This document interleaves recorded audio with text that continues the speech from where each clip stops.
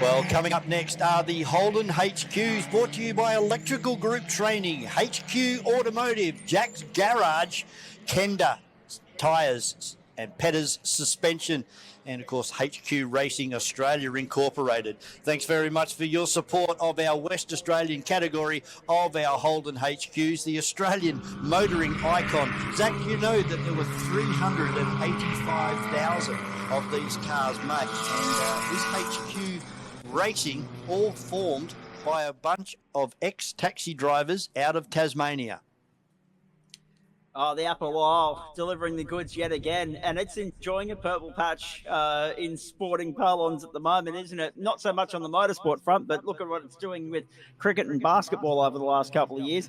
It's good to see that it's got some great roots in motorsport history in this country as well. Vaughan, it's interesting that you say the number there, as sizable as that is. I saw some file footage from the 1993 Tours 1000 where the category was on the support bill the other day. I reckon all 350,000 of them were on that grid too. Geez, there was a mountain of them.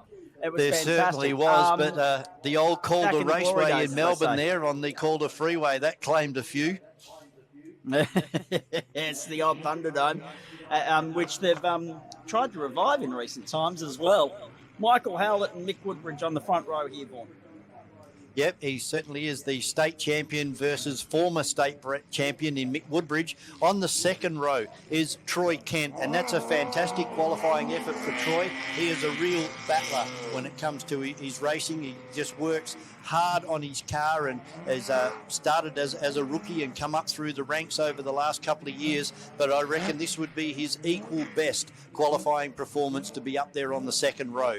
We have alongside him Grant Ord in car number 4. He's another one of the hard chargers to keep an eye on. Car number 49 for Kevrek is Ryan Davis. Alongside him for HQ Garage is Stuart Kenny in car number 72. Rory Sharp coming back in car number 19. Bo Pangler, Todd Faulknell, Phil Breen, Brad Butler, Scotty Hames in 62, Mark Alfonsi in 47, and rounding out the field is Dave Kent in car number 45. So all cars on the grid, ready to go now. We wait for the red lights to rise. There's the green flag at the rear of the field.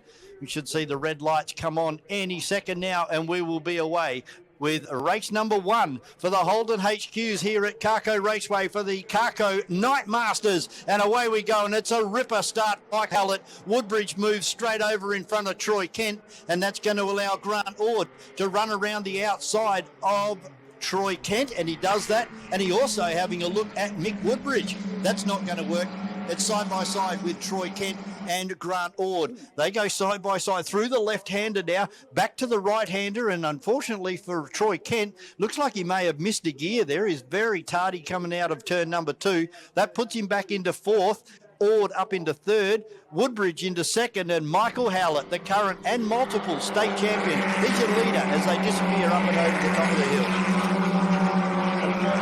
True here as well, converting pole position into an early race lead. Very nicely done from Howlett, but like the XLs, that's only one part of the job that you've got to do here, because as Vaughan said earlier when we were talking about these cars in qualifying, and you're about to see a great exponent of them right now on your screen, illustration in fact, Woodbridge pulls out of the draft, goes to the inside on the exit of turn 6, and if you weren't going to see side-by-side racing, we were going to be talking about bump drafting, like what you're seeing in the battle for 4th and 5th at the moment.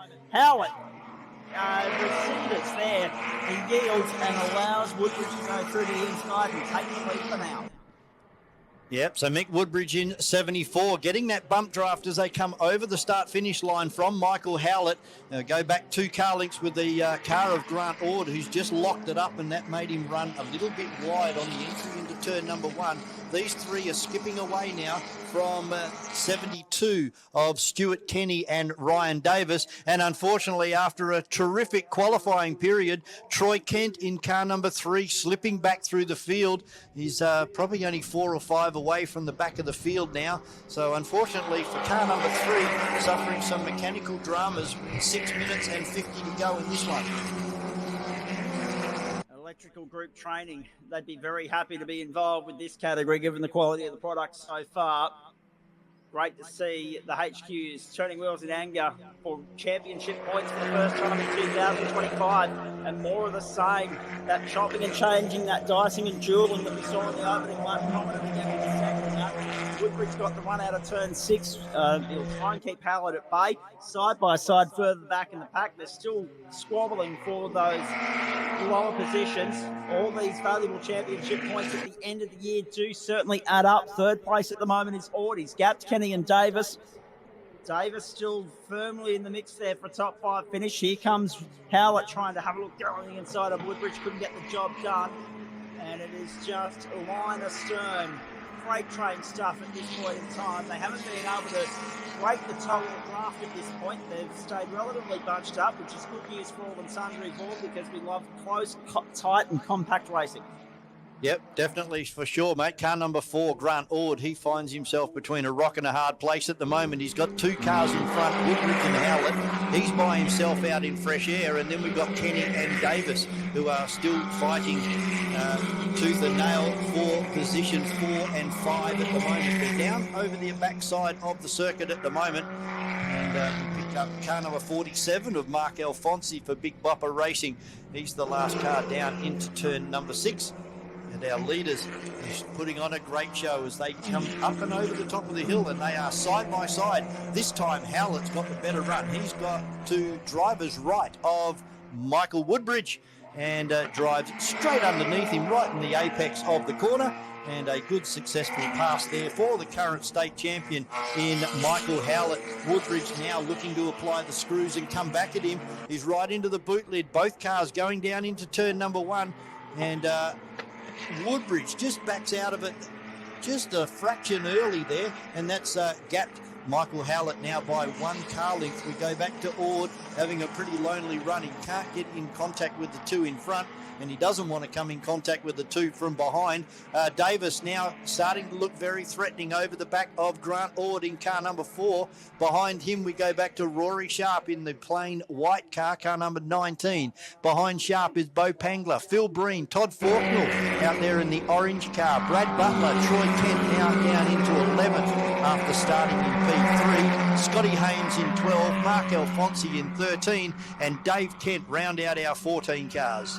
And that's the point. 14 start and 14 are still running, ladies and gentlemen. We're 4 laps in, 8 minutes in, with another 350 on the clock. That's 1 lap, so we're looking good for at least another 3 laps, maybe 4 here at the moment, ladies and gentlemen. Depending upon time, certainly another lead change. Woodbridge back down to the inside. Return serve on Howlett. We'll pick him up coming down the main straight, because it looks like Howlett is going to try and get the up and under done. That's exactly what we're seeing there on the run down to turn 1. They're a coat of varnish separating them on the run down towards the first quarter, and Woodbridge will go back to 2nd place. So no sooner does he get his nose in front with the 3rd lead change of the race, and Howlett responds once more and says, "Back in line, my friend. I'm wearing the number 1 for a reason." That's pretty much status quo out there at the moment. Besides that lead change up the front, Grant Ord still sitting with fresh air between him in 3rd place and Grant Ord in 5th, with Ryan Davis right all over the back of Stuart Kenny at the moment in car number 72. We go back a fair way now to Rory Sharp, seemingly dropping off the pace. But we pick up on our live stream now, Ryan Davis having a look down the inside of Stuart Kenny. It's not going to work there, but it's all Michael Howlett at the moment. Woodbridge again starting to look very threatening as they come up and over the top of the hill, and they're actually side by side now with Woodbridge down the inside, Howlett down the outside. So this would be another change of lead here for car number 74. Mick Woodbridge going to take the lead here. Look at Howlett run around the outside. Now that's put him in a bad spot for turn number 1. Mick Woodbridge, car number 74, will hang on to 1st place as they go down into turn number 1 and reel off lap number 6.